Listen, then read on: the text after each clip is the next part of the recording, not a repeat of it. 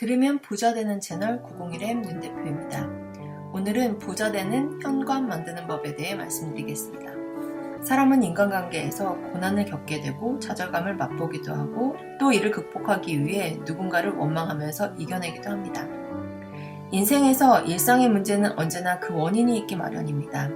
그래서 그 원인을 찾고 극복하는 과정이 무엇보다도 중요한데 때로는 공간에서 그 해결책을 찾을 수도 있습니다. 공간에 의해 에너지가 만들어지고 그 긍정적인 에너지가 일에 영향을 끼쳐 성공으로 이끄는 새로운 길을 만들기도 합니다. 반면에 부정적인 에너지로 인해 잘 되던 일이 느닷없이 고꾸라지는 일이 생기기도 합니다. 사람이 집을 짓지만 집이 사람을 만든다고 할 수 있습니다. 현관은 집의 출입을 담당하는 곳입니다. 사람은 물론 세상 만물 에너지가 통하는 곳이기도 합니다.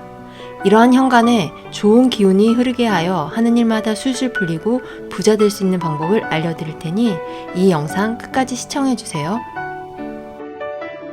현관을 열었을 때 거실로 들어가는 복도 공간에 가구나 물건, 소품이 가로막고 있으면 옮겨야 하고 특히 뾰족하고 날카로운 장식품은 피하는 것이 좋고 그 재질이 철제라면 더욱 따뜻하고 아늑한 공간이 되어야 하는 집의 소품으로는 전혀 적합하지 않습니다.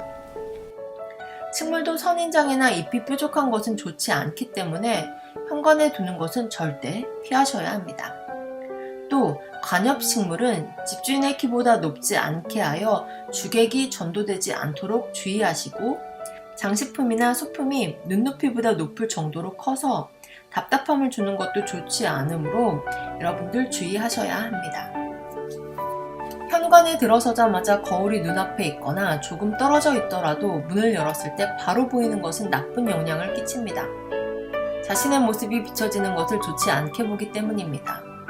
왜냐하면 사람의 기운을 빼앗고 집 안으로 들어오는 행운을 되돌려 보내기 때문입니다. 현관문을 열었을 때 거울이 왼쪽에 있다면 재물운이 상승하며 오른쪽에 있을 경우 출세운이 좋아집니다. 거울은 나무 테두리가 있고 작고 둥근 것이 좋습니다. 행여나 정면에 커다란 거울을 걸어야 한다면 나무 재질의 테두리가 있는 것을 선택하고 거울 앞에는 관엽식물을 두는 것이 좋습니다. 현관에서 정면으로 보이는 곳에는 빨간색이나 주황색 꽃그림을 걸어두면 재물운이 상승됩니다. 부정적인 기운을 내뿜는 구두 주걱, 우산, 쓰레기 등은 두지 않으셔야 합니다. 현관 바닥이 지저분하면 재물운을 기대하기 어렵습니다. 풍경은 작은 종처럼 만들어서 가운데 줄을 달고 그 아래 세 조각으로 된 붕어 모양을 달아서 바람 부는 대로 흔들리면서 맑은 소리를 냅니다. 탁한 기운의 소리로 생기를 부여하여 공간을 풍성하게 만듭니다. 정체되고 탁한 공간의 기운을 소리로 깨쳐 나쁜 기를 중화하게 하는 것입니다. 특히 가게뿐만 아니라 일반 주택에서도 현관 안쪽에 풍경을 달아 문을 열고 닫을 때 소리가 나게 하는 것은 좋은 기운을 받기 위함입니다.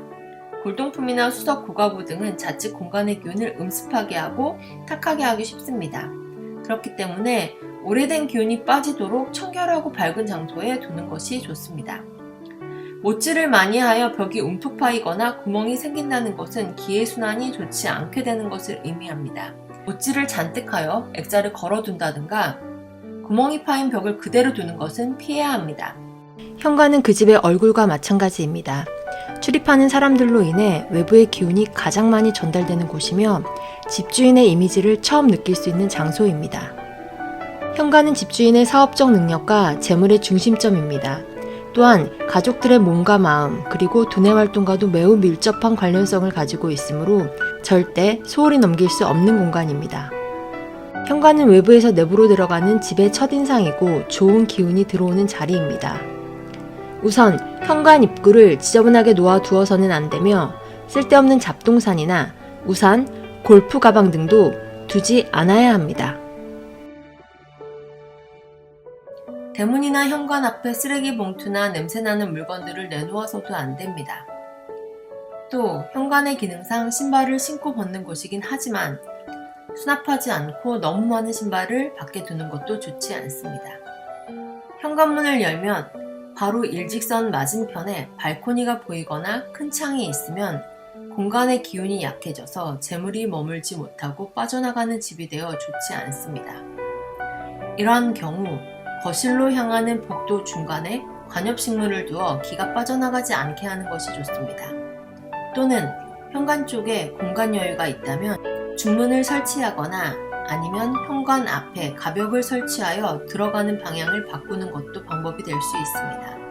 내부가 보인다거나 가족의 일거수일투족이 훤히 노출되는 구조는 바람직하지 않습니다.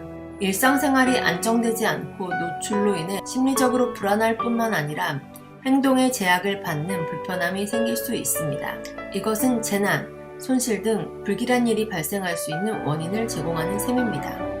보통 현관에서 집안을 봤을 때 대각선에 에어컨이나 큰 장롱 등의 가구는 두지 않는 것이 좋고 침대나 소파처럼 사람이 앉거나 누워있게 되는 가구를 두는 것이 좋습니다.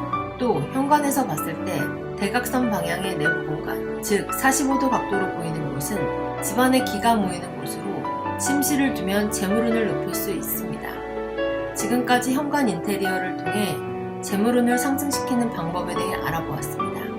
이러한 몇 가지를 개선하여 보기 좋은 인테리어 효과뿐만 아니라 재물운이 상승한다면 여러분 안 하실 이유 없습니다. 여러분 모두 부자 되시기를 바랍니다. 앞으로도 부자 만들어줄 풍수 인테리어, 마음 공부에 대해 더 좋은 내용 많이 올려드리겠습니다. 구독과 알림 설정하셔서 돈이 되는 정보 많이 얻어가시길 바랍니다.